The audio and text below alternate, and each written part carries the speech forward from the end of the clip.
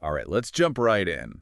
Today's deep dive is going to get pretty mystical. We're talking Kabbalah. Oh, yeah, we're going deep into some Jewish mysticism today. That's right. Hidden meanings, secret interpretations, the whole shebang. We're digging into Gershom Scholem's On the Kabbalah and its symbolism. And that's a pretty incredible book to guide us. It really is. He gets right to the heart of it. That tension between having these intense personal mystical experiences and trying to fit them within the framework of an established religion. Oh, absolutely. That's the core of it, this delicate dance between personal revelation and religious authority. Exactly. And Scholem would know he's considered the foremost scholar on Kabbalah. He really is. When Scholem speaks, people listen.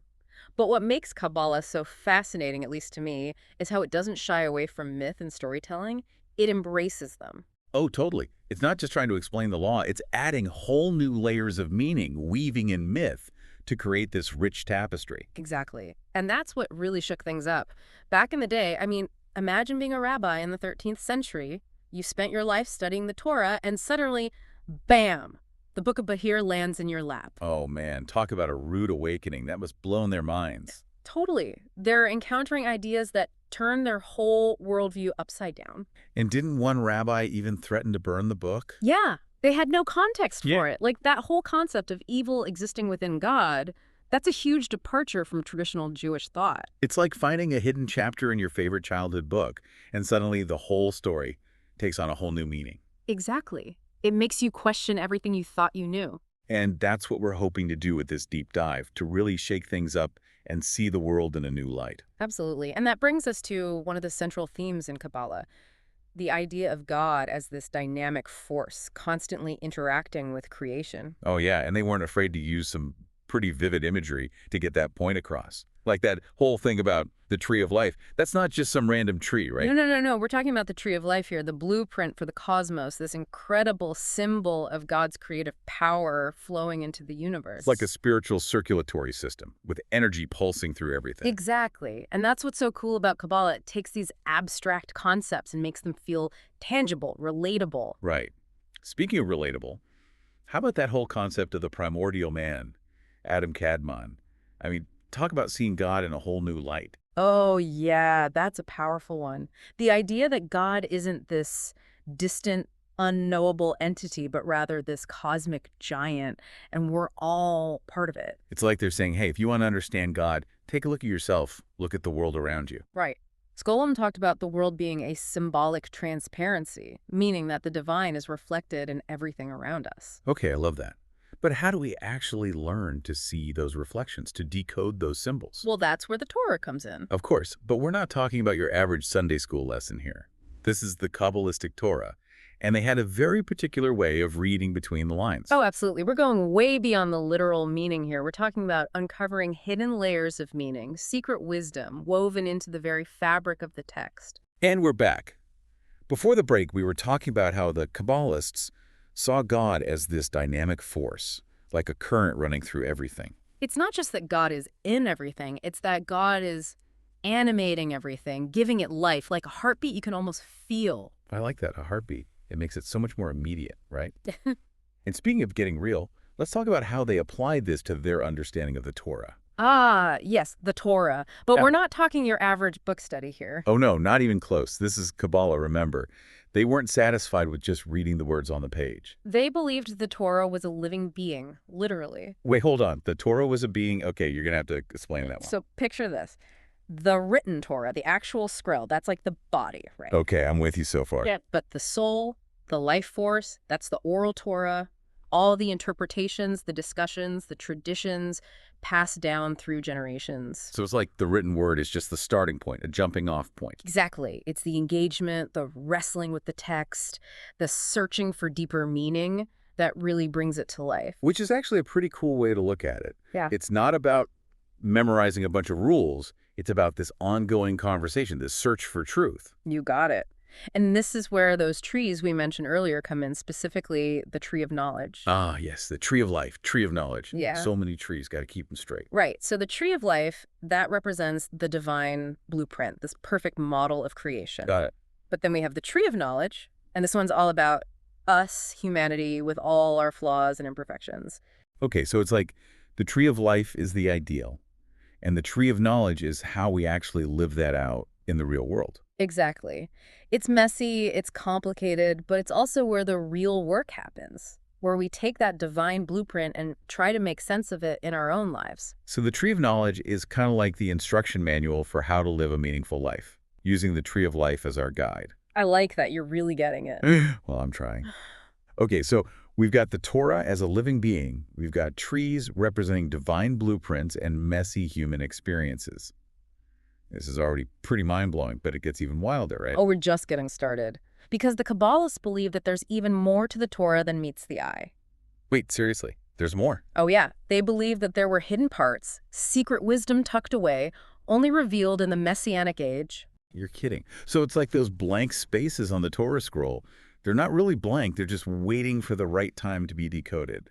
That's the idea. It's like saying there's this whole other level of reality, a deeper truth that we can only glimpse. This is blowing my mind. It's like the ultimate mystery novel. But instead of searching for a killer, we're searching for the meaning of existence. Exactly. And that's the beauty of the Kabbalah. It's an invitation to keep digging, to never stop questioning, and to always be open to the possibility that there's more to discover, more to understand. And speaking of mysteries, there's another concept we need to explore, one that's central to the Kabbalah's view of God's presence in the world, and that's the Shekinah.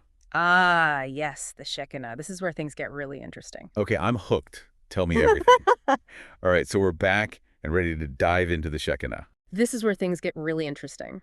Yeah, we left off talking about the Shekinah, this feminine aspect of God. Right, and it's such a powerful concept, one that really sets Kabbalah apart. So, in a nutshell, what is the Shekinah all about? Well, think of it as the embodiment of God's presence in the world, particularly God's presence with the Jewish people. So it's like instead of God being this distant, abstract entity, the Shekinah makes God something we can actually connect with, relate to. Exactly. It's God with us, walking beside us, guiding us, comforting us. And it's often depicted as feminine, right? Like a queen, a mother. Exactly. These are images of nurturing, compassion, love, intimacy. It's a very different way of understanding the divine. And I bet that was pretty radical for its time, Right. especially in a patriarchal religious system. Oh, absolutely. It challenged the traditional hierarchy, brought in this whole other dimension of divine love and presence. So how did people react to this idea? Were they open to it? It was definitely revolutionary. But that's what I love about Kabbalah. It's not afraid to ask the tough questions, to push the boundaries. It's about expanding our understanding of what's possible, what's real. Exactly. And when it comes to the Shekinah, it gets even deeper. Oh, how so? Well, the Kabbalists believe that the Shekinah is actually in exile, separated from God because of our actions, humanity's actions. Wait, seriously, so our choices here on Earth have cosmic consequences? That's the idea. Our negativity, our selfishness, our disconnection from the divine, it creates a kind of cosmic imbalance, a separation between God and the Shekinah. Wow, that's intense. So it's like we have a responsibility to heal this rift, to reunite the Shekinah with God through our actions. It's not about pressure, but about potential. Our actions have the power to either perpetuate that separation or to start mending it. So every act of kindness, every time we choose love over fear, we're actually helping to heal the universe. That's a powerful way to look at it, right? It makes you realize that even the smallest actions can have a ripple effect. Absolutely. And that brings us to another really fascinating aspect of Kabbalah, and that's the idea of ritual magic. Ah, yes, ritual magic. Now this is where things get really juicy. Okay, I'm all ears. Yeah.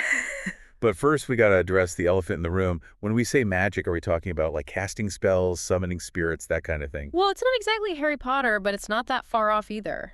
Okay, now you've got me really intrigued. So what kind of magic are we talking about here?